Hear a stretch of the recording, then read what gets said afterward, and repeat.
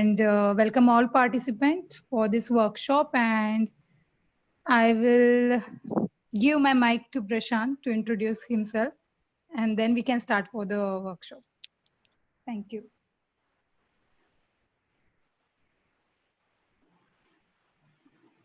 Hey, hi. So this is Prashant, and it's nice to be here. First, I just want to let you know that I'm from Inali Assistive Tech. So Inali Assistive Tech works for creating different disability devices, especially assistive devices for people with certain upper limb disability right now. And we have been associated with 3D Experience Accelerator program. I think something happened. Okay.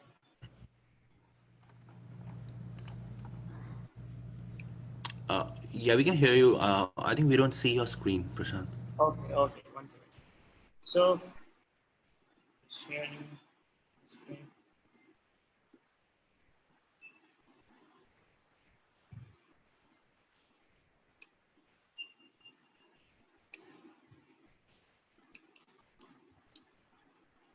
So, yes, now we see it. Okay. So, yeah, we see it. Yeah. Perfect. Okay. Fine. So today's topic is like what we are doing regarding prosthetic arm, understanding the need of prosthetic arm, and what we can do with the prosthetic arm, and how it can help somebody to earn his livings and all.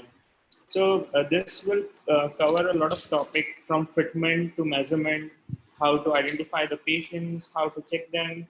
So so during this workshop, we'll go through all these processes and all. So Abhishek, shall I start talking about it?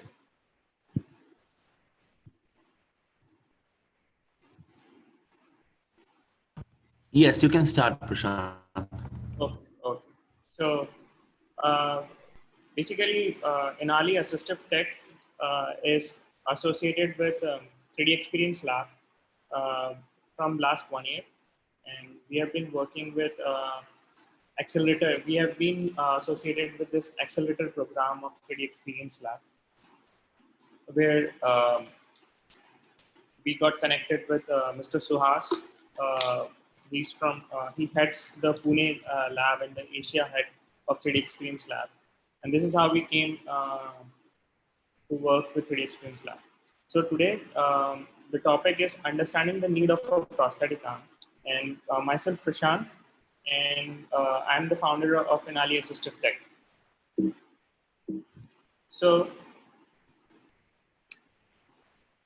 as I said, Inali was associated last year with Dassault Systems, and we have been creating different varieties of hands with Dassault from the last 1 year. So, and what are the things that we are doing? So, these are the workshop outcomes.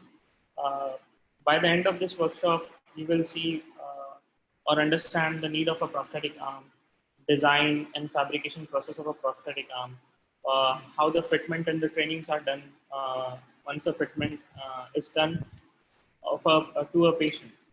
So before starting, I would just like to give you a brief why it's so important to have an arm, or why it was so important for me to build this arm. So this is a small video that gives you a brief insight what make or how it feels to be without a prosthetic arm. मैं कार्तिक दहिया, मेरा 2007 में accident हुआ था। मैं चलती हुई train से गिर गया था। उसके बाद मेरा ये जो रीछ था, लेफ्ट रीछ काट दिया गया था।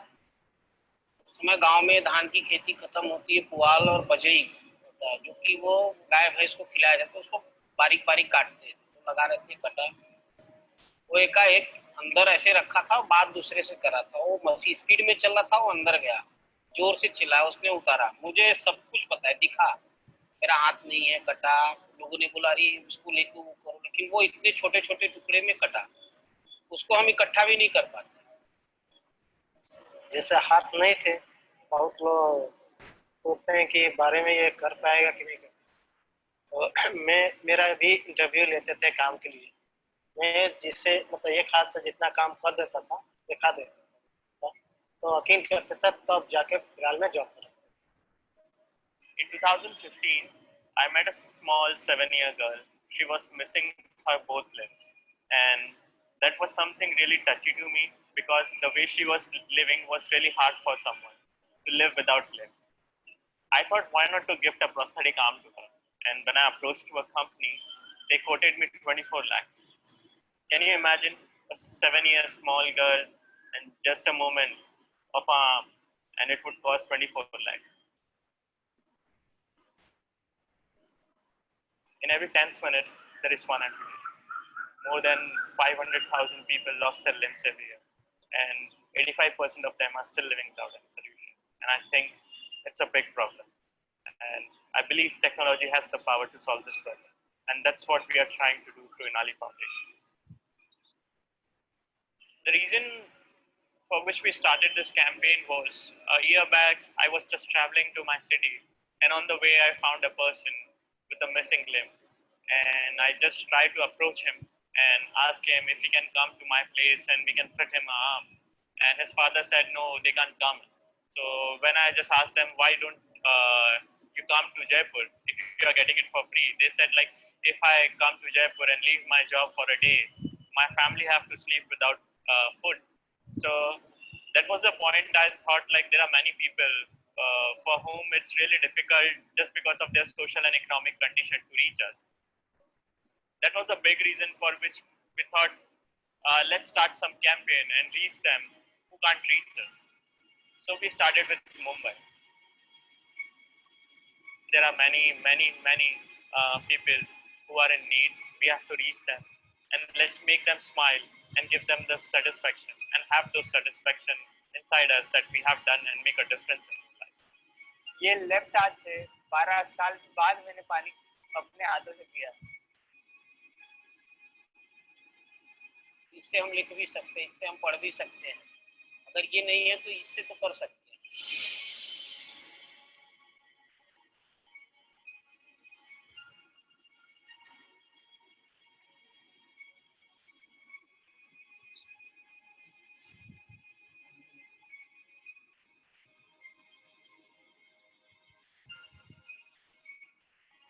We believe you understand life with a missing arm is a big deal for anyone.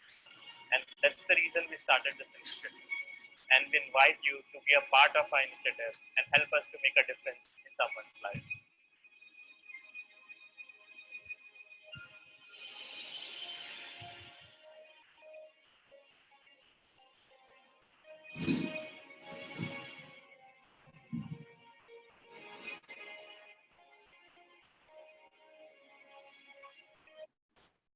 So in 2015, I started this with the foundation, Inali Foundation, which was initially started as a foundation with the objective to help as much as possible to people who are from developing countries who don't have any access and doesn't have any solution when they got certain amputation. And if you understand, living with a missing limb is really hard for anyone. And when I came to such situation, when I found people who are living without missing limb, I thought, why not to help them? But I never had any idea. So during this workshop, I will share about this journey also. But before that, let's talk why it's so important to work in this area and the reasons. Let's say the cause. So every year in India, it's about 45,000 people who lost their arms.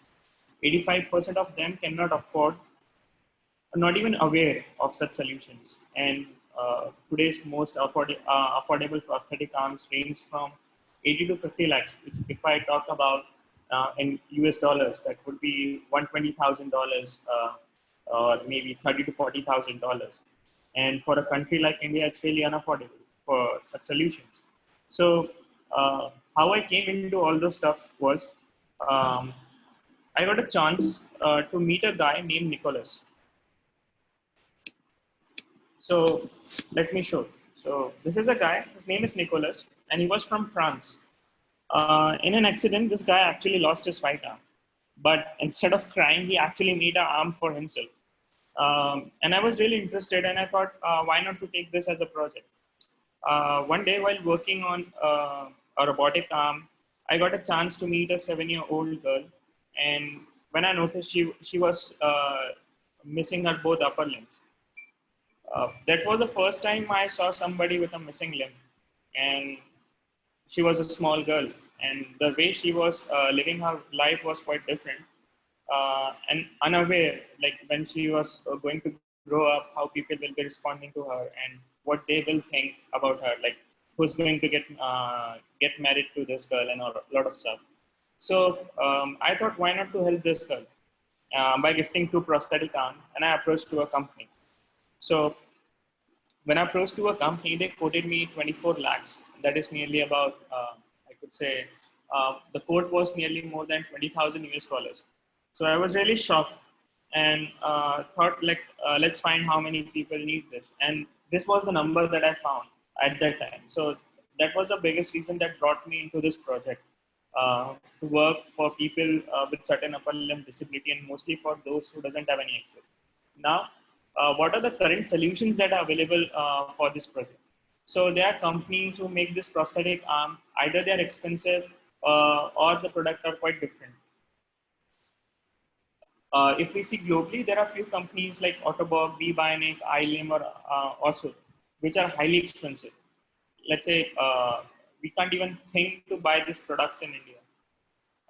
These companies are actually well efficient. They have a lot of things, but to get such devices is really hard for us, especially for a developing country.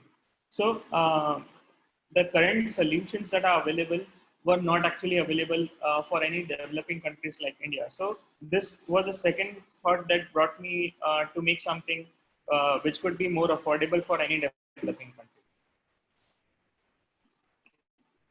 So yeah, if I talk about again the purpose, to bring the potential difference in the life of people by creating affordable but advanced assistive tech solutions.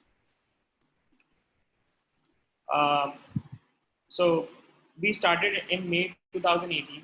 Till now, we have given more than 2,000 hands.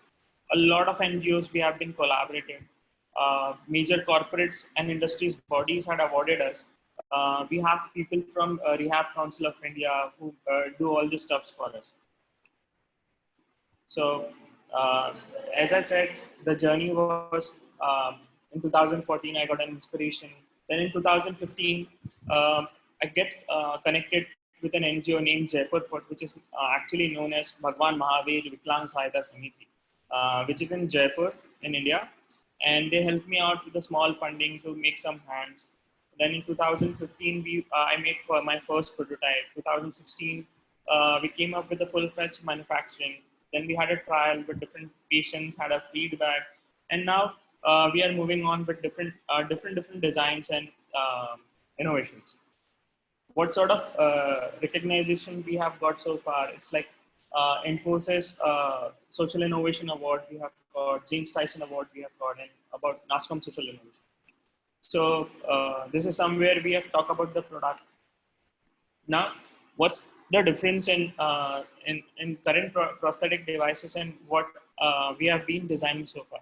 So most of this prosthetic arm. So if somebody is very new and doesn't know about what happened and what is the basic reason of amputation in India, so the majority of amputation, especially upper limb amputation, is just because of electric shocks. 90% of the people who lost their upper limbs have some sort of electric shock. Then the available prosthetic arms have some sort of issues like skin grafting. Whenever there is an electric shock, most people have to do the skin grafting. And these available myoelectric devices have some sensors inside it which take the signals from your skin contact. And when there is a skin grafting, there are a lot of issues, and you don't get a proper signal. So either it fluctuates or maybe it won't work. Then there are aging issues. So with time, as we grow older, the signal strength become weak, and these myoelectric prostheses that are actually available have a lot of issues, because if the signal strength are not so good, you won't find the arm working. Then these arms are actually very heavy, and a lot of issues. Then there are issues with the batteries and all. So I encountered different problems and all. Then what so far we have done is like more than 2,000 arms we have been distributed with different people with different spec. So what is our mission? It's about 10,000 live in this coming year. Uh, Now I'm coming to the major part of the process, is how this complete process is done when a patient comes in and till the patient goes out to your center. So the first thing that you do is the assessment of the patient, like what sort of amputation is having. Either it is a below elbow amputation or it's a above elbow amputation. Now, these are the certain criteria that you need to check, like transradial stump with full range of motion at elbow. Let's say a person is missing its hand from below his elbow. So what motion is he's having in his hand? Or if a patient is moving, having an amputation above his elbow, then what is the range of motion? In many cases, if a person has got an electric shock, then in that case, their stump becomes stiff and they can't move their stump. So we call it in an activity level, K2, K3, and K4. So if it's K2 and K3, then yes, we can do the fitment for such patient. But if it's above K3, let's say K4, then it's really hard for a person to get a prosthetic arm, because there are no range of motion for such people. Skin grafting would be there, which affect the patients, as I said earlier. So if I said like 90% of cases are of electric shock, then you need to figure out where is the skin grafting and where you need to put the sensors and how they are going to act. Then we check about what sort of amputation is it. Like it's unilateral, bilateral, and transradial amputation. Let's say if he is having one arm amputation or both the arm amputation. Then what we do is we check the muscles, and we take the signal range from 50 to 3000. For us, the working range is less than 100. Now, how we test it? Every time, let me show you. Start my video.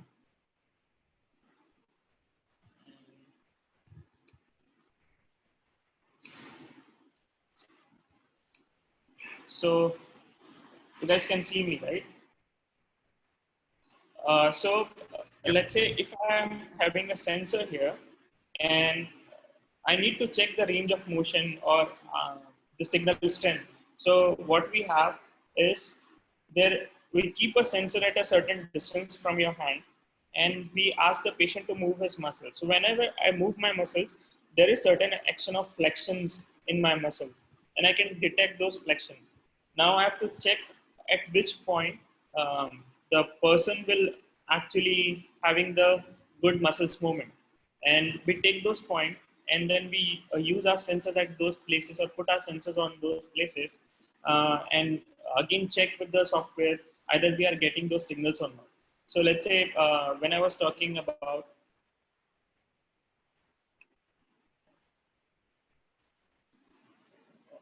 one second.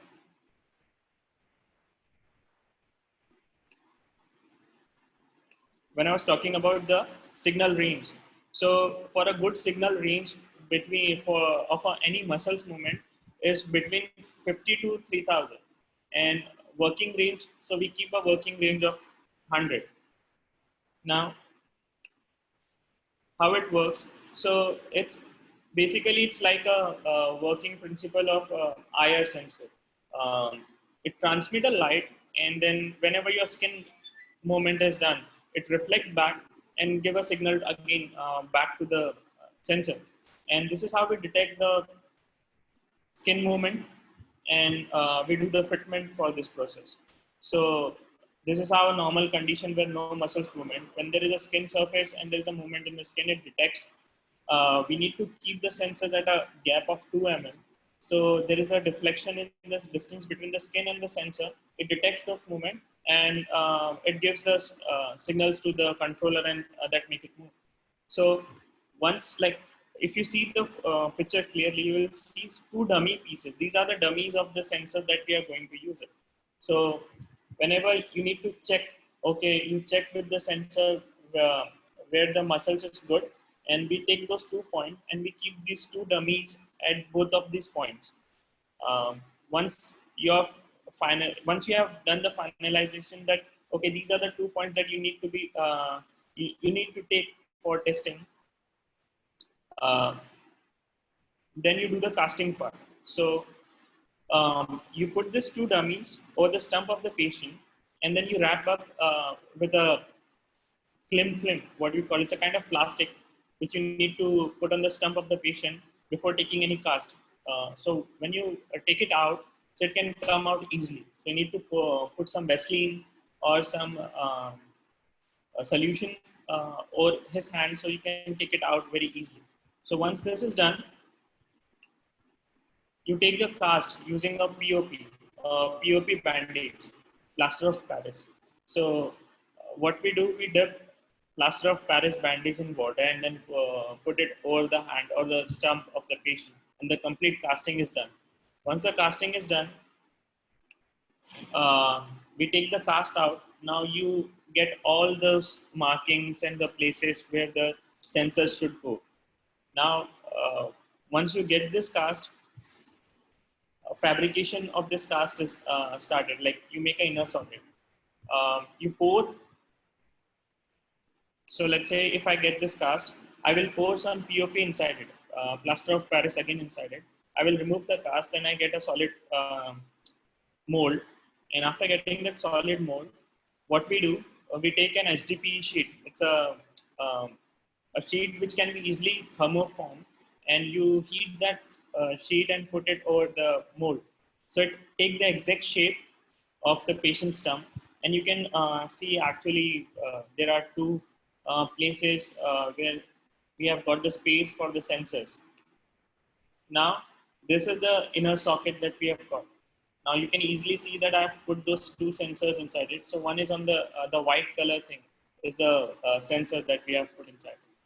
Then you need to put some liners inside it, so to make it smooth and soft for a patient to wear it easily, and also to maintain the gap of the liners.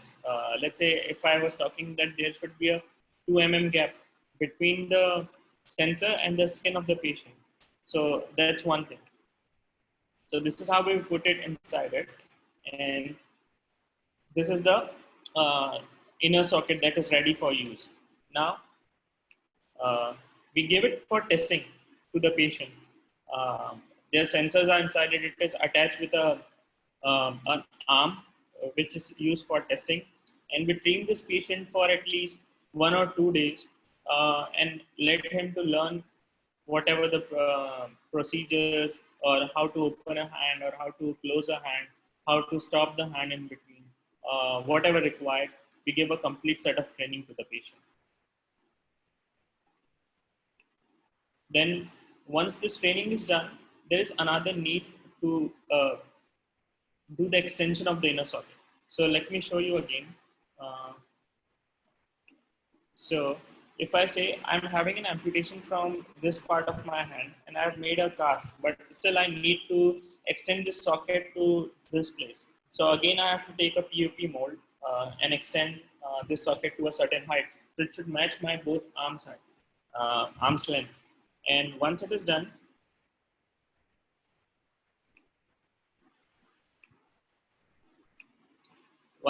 so we take again the POP and extended this inner socket to a certain height. We do the finishing, and again you have to use this HDPE sheet. So this sheet again you have to thermoform and put it over the socket. Now if you can see, there is a small hole in between the socket. So that is used to put a battery inside. everything goes inside the socket also. So we have to make small spaces to keep everything inside the socket. Either it is a battery or maybe another part of electronic parts. Now, this lower in the left hand of the person, you can see there is a longer socket and the small inner socket. Now you keep both the socket inside each other. So this inner socket goes inside the upper socket. Give me a second. Give me a second.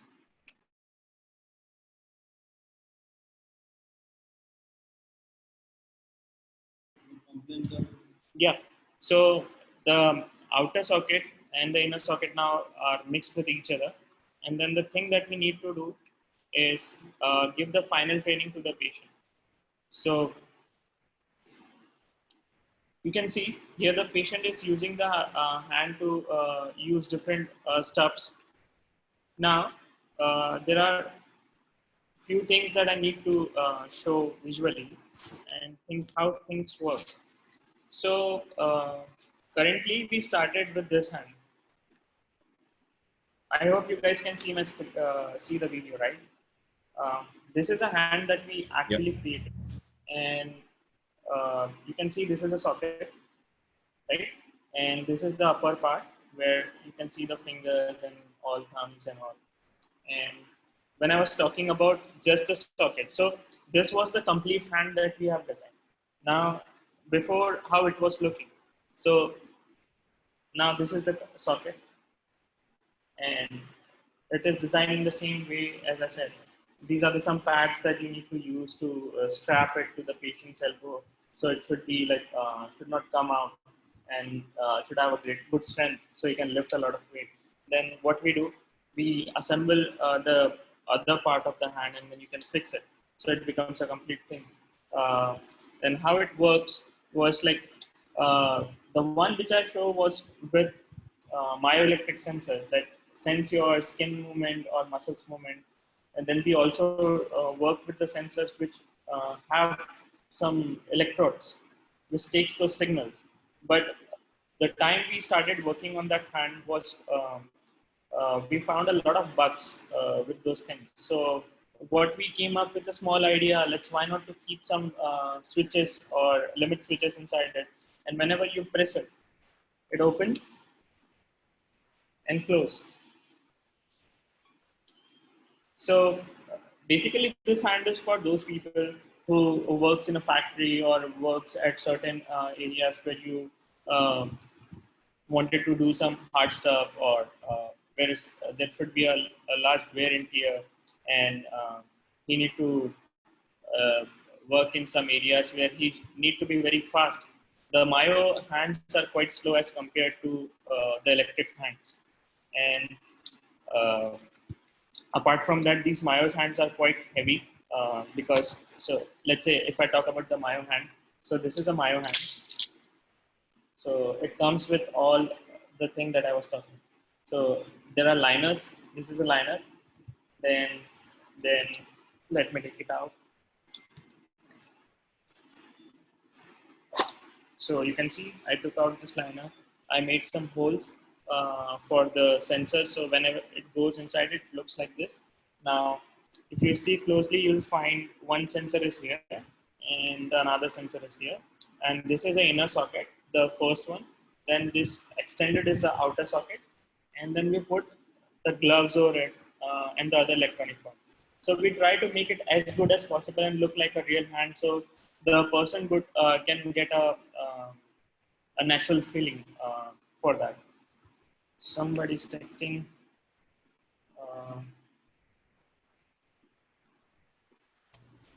Yeah. So right now this is not working because I think it's not charged properly. So to make it work, a person need to put his arm inside it, and then it's going to work.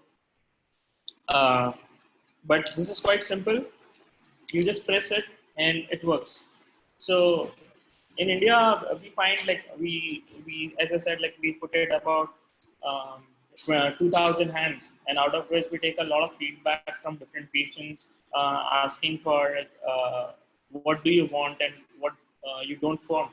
So most of the people ask for a hand which like they can drive. So 90% of the people in India feel like they are disabled just because of one reason, that they have to depend on somebody for traveling. And that's the biggest thing a person feels like. If you can make something with which we can travel to certain places and we don't need to depend on that. So that's where we came up with the idea, why not to make something which is very easy to open and close. And the same thing we did in this hand. So what new that can be done in this project was, this is something new that we are trying to develop with Dassault systems. So this is a bionic arm, which is the most advanced arm across the globe that has been developed so far by Autobot, B-Bionic, Andolite, which I was talking so far, that these are the arms that have been given by most of these companies. Now, we are in process of designing this arm with Dassault systems at 3D Experience platform, and we have almost done with a lot of stuffs, and it's also working. It's a 5-finger arm which have all individual finger movement. So each finger have a certain movement in the hand. Then you have a thumb and a wrist movement also. Uh, it's quite lightweight right now because it's a first prototype and designing 3D printing with certain PL and all. But mostly in coming 2 or 3 months, we'll be designing different more version of this arm. So regarding the process, like when I say making a socket and all, it's quite lengthy process for a person, and it takes about a week or more than that to make such devices. So we thought, why not to come up with certain different ideas where you can make a device where you give it to a person a sensor which he can place in his ankle joint, and whenever he moves his ankle, there is a small movement which can be detected and the arm start moving. So right now we are creating another device, which like it's not present here, but I'm just giving in another aspect of use or control method that we are trying to use is, we are using the ankle. With a small movement of the ankle, the arm actually moves, and you have to then um, reduce those sensors which are you are putting inside those myo arm and all. Because if this sensors can be removed, the hand weight will be reduced, the duration will be removed from what would say, it takes a lot of time to fit those arms, about a week or so. And it becomes really hard for a person also to get himself trained, because every time you have to move your muscles and you feel very tired and all to do the same activity again and again. And most of the people, just because of one reason, they don't use this hand, and that was the big reason. We thought, why not to make something which is more good in terms of usability or control than what sort of batteries that we are using. So we are trying a different sort of batteries right now. It's a lithium-ion battery that we are trying to use. It's about 7.4 volt and 3000 mAh battery that we are using. So in this, if somebody is having any question, please go on. Yeah, Prashant will ask you the questions, when you're done with the presentation. Yeah. Yeah. So give me a second. So let me show you one more.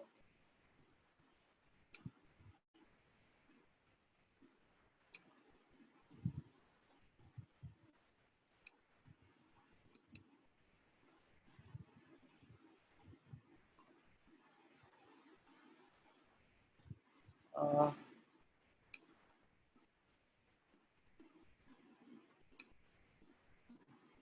okay. Uh, so Abhishek, I was about to show something, but I think it's not working here, and I'm Okay. just got some connectivity issue. So this is something I'm done with that, because this was a process for making a complete prosthetic device that I've shown so far. And maybe if somebody want to understand more about it, I can give more ideas.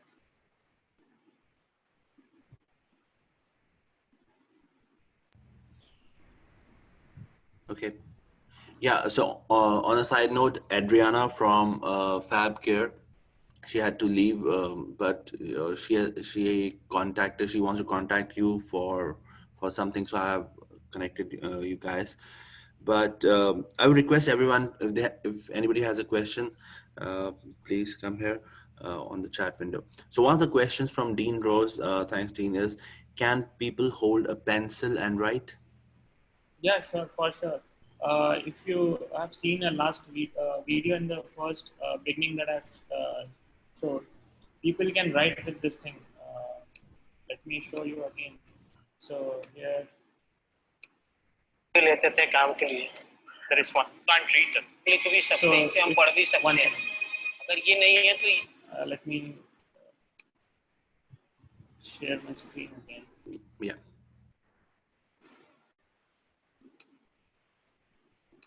तो कर सकते हैं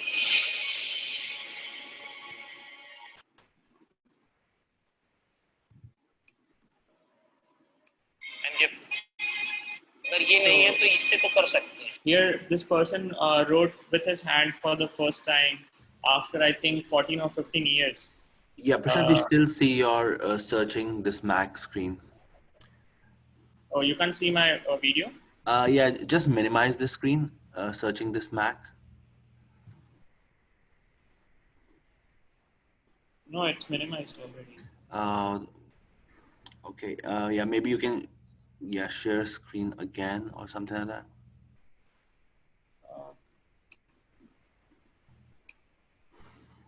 I think there's some issue, Abhishek.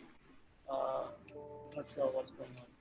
Okay, so while you try that, what will, yeah, okay. Now we see you and you can share the screen again. But what we can also do, Prashant, is that you can maybe later post a link to the video. I've already posted the link to your website in the chat window.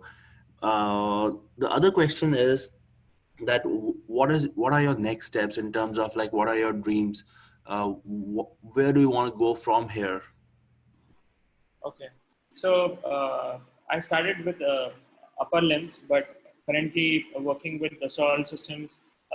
We are trying to work with different other projects also. And when I talk about developing world, we are facing a lot of problems in the healthcare sectors, especially they are not affordable. The available devices are not affordable and accessible. So our goal is to make an healthcare industry very affordable, advanced, but affordable, and make certain products which are accessible at every part of the world, and could solve the problems that are actually bring somebody down financially or socially or economically. So I could say in coming 10 years, we are looking to create an healthcare industry which could change a lot of devices in a very big way and bring an impact in many lives. Okay, great. So Dean, by the way, I'm posting the YouTube video. You can look at it. Okay, there's another question. Some amputees may experience phantom limb pain after the loss of an arm. I assume this may disappear after you put on the prosthetic. Is that right? It depends from patient to patient. Mostly, what I've seen, yes, it disappear when the patient get this limbs. But sometimes there are few people who feel the same pain without any reasons also. That even we don't find any big reason to have those pain and all. But yeah, they put their mind in those situation and they have those pain. But in 90% of cases, I've seen that they come out of all those things. Okay. So one of the questions is that for a typical amputee that you service or who gets fitted with Inali Prosthetics. So what is the time frame like if he comes to you in January? So by when can he have the prosthetics? Okay. So let me talk about different hands. So if I say a myo hand, which is a myoelectric prosthesis, if I want to give this hand, then it takes about a week for a patient. In a week, he will be going back to his home with all his trainings and all. But if I talk about an electric arm, which I was showing, that a switch-based arm, this one, so that takes about uh, 1 or 2 hours, and he get trained himself. Then again, we are creating one more, which is with your ankle joint. Yes, it's a 1 day job. If it will be a 5-finger arm like this, then yes, it will take again a week, because you need to train this patient with all his finger movement. And he should be very much confident that yes, after going back, he won't come back again for some sort of any technical issues or training issues. So depends from hand to hand, which hand the person is looking for. Okay, and for the last one, the bionic hand, how much, how many hours or day? Sorry, you got cut off there. Sorry? For the last hand that you showed, I think that's the bionic one. So what was the Yes. time? So it's still, it's about a week, but Okay. depends on the patients also. Like if he's quite fast in learning the process, then maybe he can go before a week, but we take about a week to do the fitment, because there are a lot of fingers movement and individual finger movement in this. So he need to learn each and everything. Okay. So for Fab Labs who want to maybe follow your footsteps, or they want to initiate a similar project in their own local environments or countries, can you give a quick background or say an idea of investment that gets into to one particular hand, and like overall as an organization, can you give some numbers around that? Okay, so if somebody's interested in working in the same at their areas and Right. Right. redesign all those things, or work on the same designs at their places, right? Yeah. Yeah. So basically, we do certain same stuff with Enable Foundation at in New York. So all you need is like the process is how we do it is like we have a collaboration environment with either a fab lab or with an organization over there. We discuss the terms and conditions and all, and then once it is done, uh, we train those people from our end how to do all the stuff, how to run a center, how to look after a patient, and then it's based. Abhishek, I could say it's always dependent on the mutual understanding of both the parties who are looking to do the same thing, and then we can go ahead with whatever the conversation is. So it's not about just numbers, like what would be the number Okay. or investments Okay. that need to be done. A lot of things that would be there that need to be seen. Okay. Okay. So Jeffrey has a question. It isn't clear whether the hand components are commercial or open source. Did Inali, so were they Inali created, or they were created somewhere else? Yeah. So the versions that we are giving so far are created by Inali at Dassault. Earlier, we have created by our own when we are not collaborated with Dassault, but so it's completely created by Inali and at Inali only.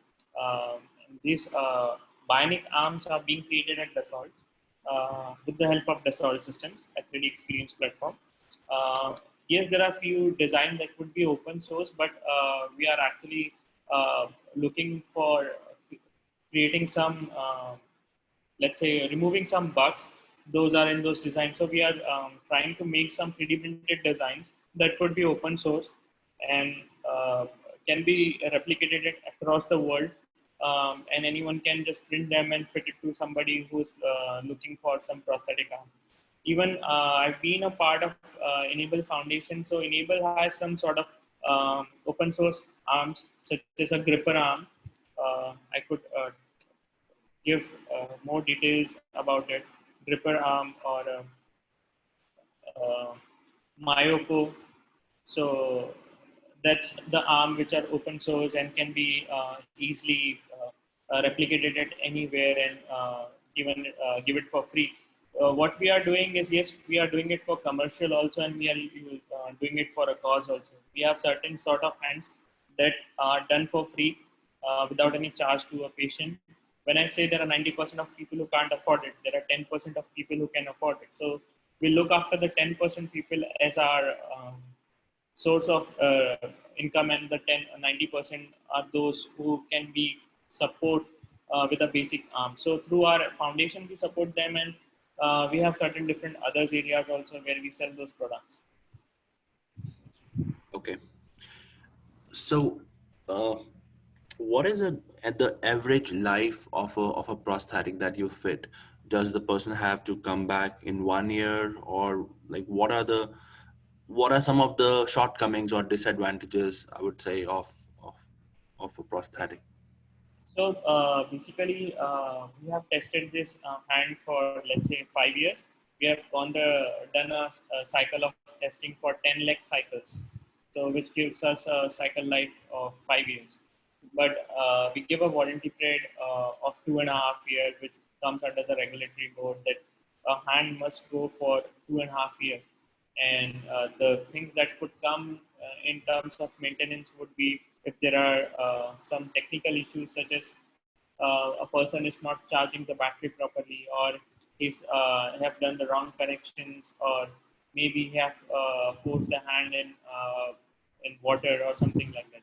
Though it's waterproof, but still there's certain point that we have seen that people have come back just because they have dropped the hand inside water and some sort of stuff. So mostly the life is about 2.5 years, and the maintenance would come in the electric part, or maybe if gloves part, I could say. The gloves are made up of silicone, and it gives a very natural appeal for a person to use this hand. And you need to take a lot of cares while using those gloves. So there are different gloves also. When I was talking about a basic hand, so this is not a silicone glove. This is a PVC glove, which has a good life, more than 2 or 3 years. But if you're not using it properly, then yes, there will be certain damages, and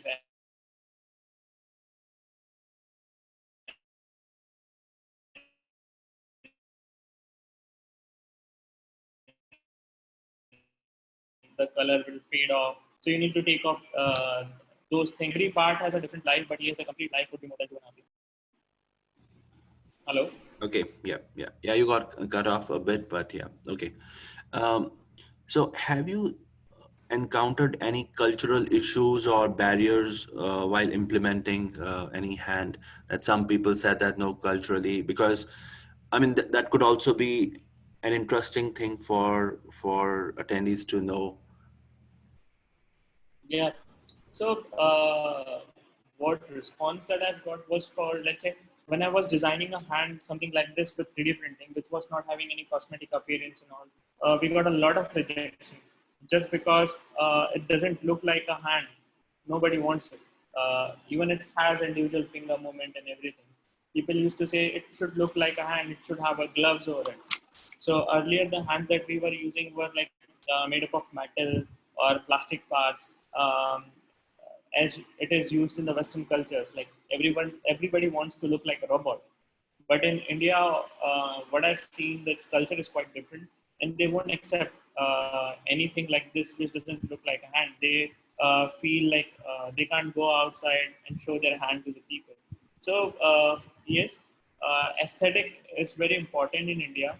Uh, when you talk about what people will think if you are not having a hand. So most of the people want a hand just because for the first reason would be uh, nobody should point and, oh, you are missing your limb. So aesthetic is the first part that I've seen. Then they ask for functionality, what they can do, what sort of stuff. So if I say the best part that or the best responses that I've gone so far was, there was a lady who came to took this hand, and after giving this hand, she like when we gave her the hand, she started crying, and I asked her like what happened. She said like, now I can comb the hair of my daughter, and I was really very happy. Like, you don't even know how people want to use your hand, what are the purpose of their hand, and let's make a bigger difference and give us the more knowledge where we can use this hand, what would be the functionality. Let's say I had a experience where a person came to our lab, and he was with us for 6 days, and he was from a different language, and we were not having anyone who can actually translate his language. like for 7 days he was really not happy with the hand, and when I was asked like what happened, he was not able to respond because we were not understanding what was the actual problem. And when the translator came in, he said like he wanted his hand because sometimes we want to itch, we have some itching or all on our body, and he was looking the hand for certain that purpose. So we don't even know what is the importance of our hand. So yes, there are several cases people want hand for certain different stuff, and there are some culture barriers also. So this is what I've seen so far. Okay, great.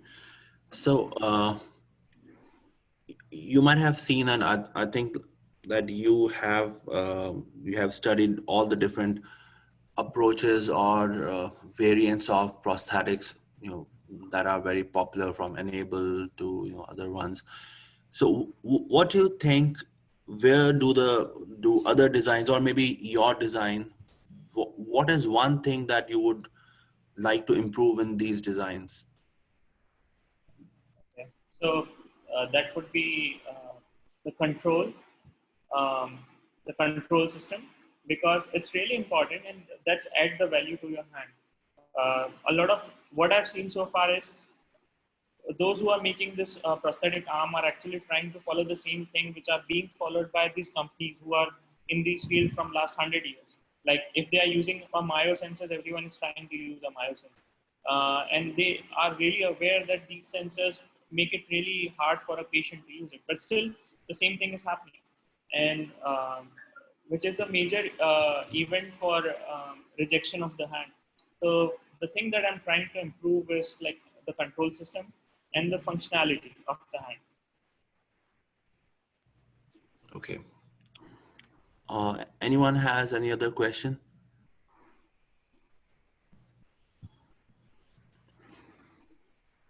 Yeah, I had another question, but somehow it slipped my mind. But anything, like any other observations you would like to, or insights you would like to share? Like, Uh, and mostly in terms of, because I know a lot of labs want to do prosthetics and they might not know where to start. Is there something that you would, is there, I don't think there's a Coursera course or anything that they can go through, but what are your suggestions for them?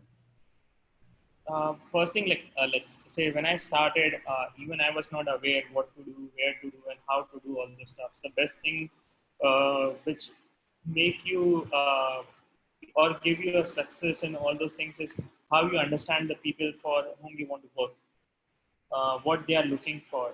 Because if I say when I started this work, I used to go to their homes and see how they are doing with the hands. Like I used to travel about 60 to 70 miles and go to the villages to see if a person is driving a tractor or he's driving a car, and how he's doing that stuff, what problems he's facing. So you need to understand your customers and go personally visit them, ask them, make videos out of it, just write about it, think more what you can change.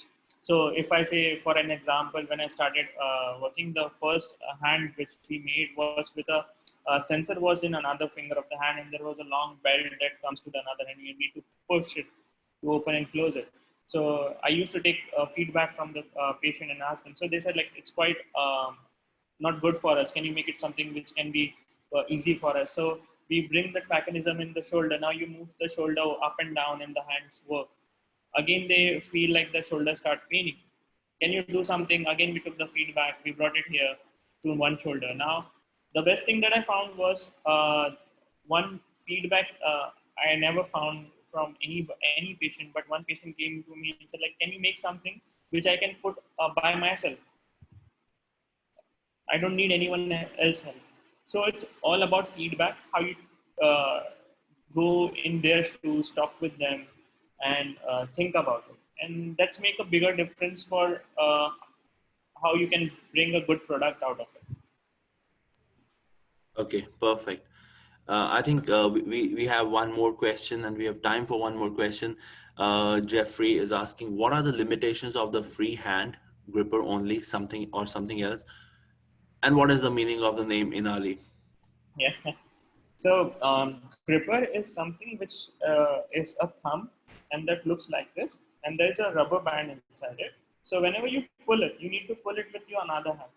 So the hand that we make it, you don't need to put another hand to open and close it. So this gripper is a 3D printed hand which is quite durable, uh, but it's with a band, and you need to use it with another hand. And Ali is the name of a person who inspired me throughout my life. She is my girlfriend, and uh, let's say when I started all this stuff, I lost my family, I lost my education, everything. And she was the person who was actually standing behind me and saying that I know you can do all those things that you want to do in your life. So she was the biggest motivation in my life, and I devoted her name to what work I am doing. So I can love both at the same level. Again, that also, you know, that's why you want to make it a success, right? You Yeah. better make Inali a success, right? Yeah. Okay, great. So if no one has another question, I would say that we should stop here, because today in around 4 minutes, the session is starting, right? The general session. So thank you very much, Prashant.